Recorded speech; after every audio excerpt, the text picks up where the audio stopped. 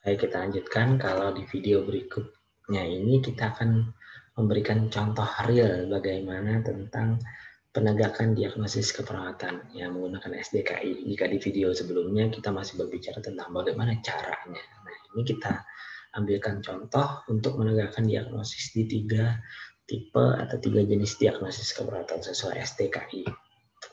Tujuan pembelajaran pada video kali ini, kita akan sama-sama memahami terkait dengan contoh penegakan diagnosis keperawatan menggunakan SDKI.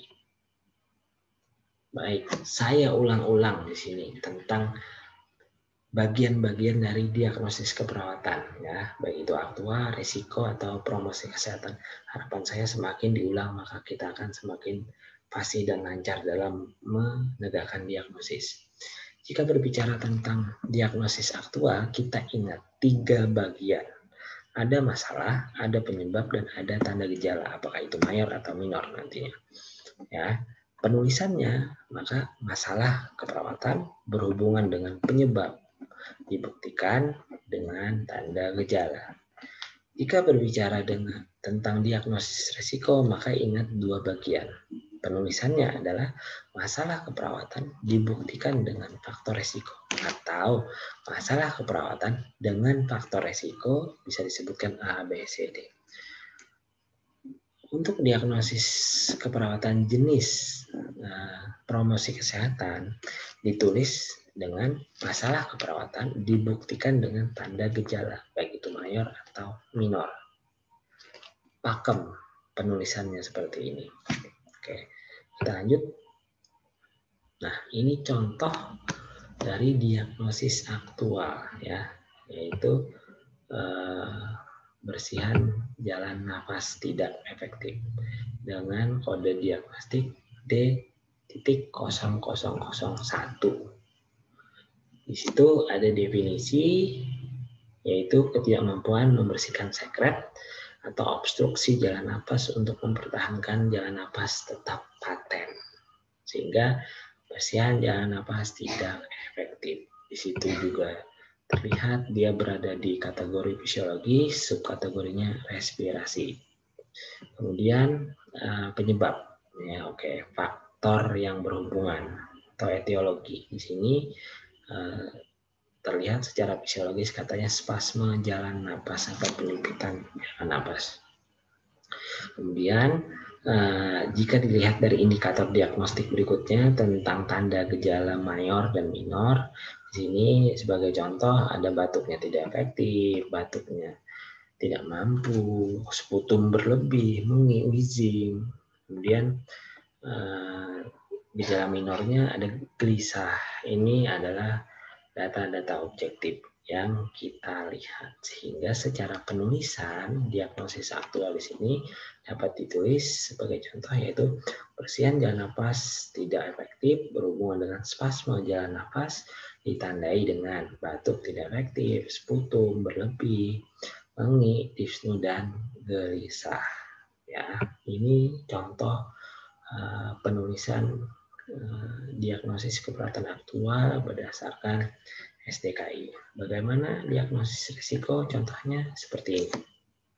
Baik, resiko aspirasi.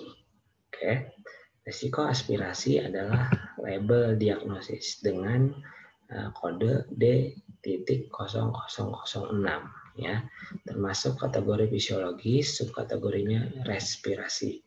Secara definisi diartikan sebagai beresiko mengalami masuknya sekresi gastrointestinal, sekresi orofaring, benda cair atau padat ke dalam saluran trakeobronkial akibat disfungsi mekanisme protektif saluran napas.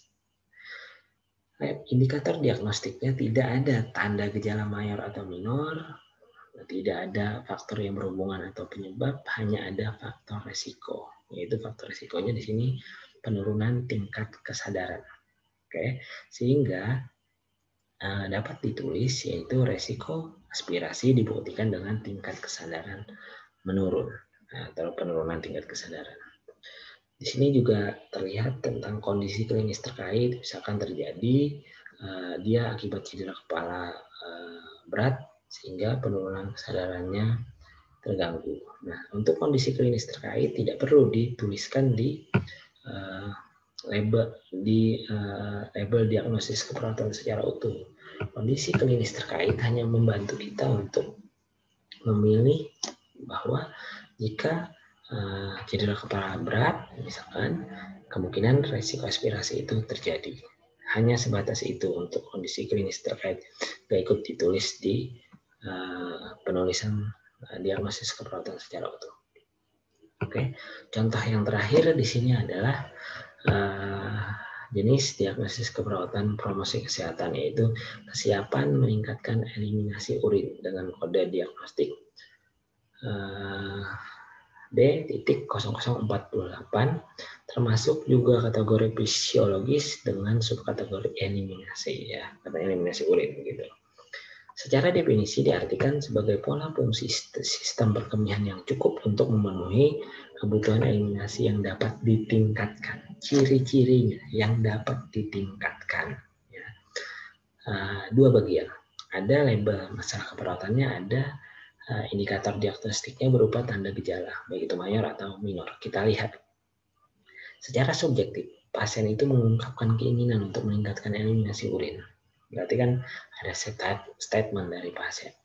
Kemudian secara objektif kita bisa melihat jumlah urin normal sesuai dengan balans cairan, karakteristik urin normal baik itu warna, kandungan yang ada di urin, nilai laboratorium misalkan, itu bisa masuk ke data objektif. Sehingga kita bisa menuliskan diagnosis keperawatannya itu kesiapan peningkatan eliminasi urin dibuktikan dengan pasien ingin meningkatkan eliminasi urin, jumlah dan karakteristik urin normal. Nah, begitu cara penulisannya. Oke, mudah-mudahan video contoh penulisan diagnosis keperawatan berdasarkan USDK ini bermanfaat untuk semua. Sampai ketemu di video berikutnya.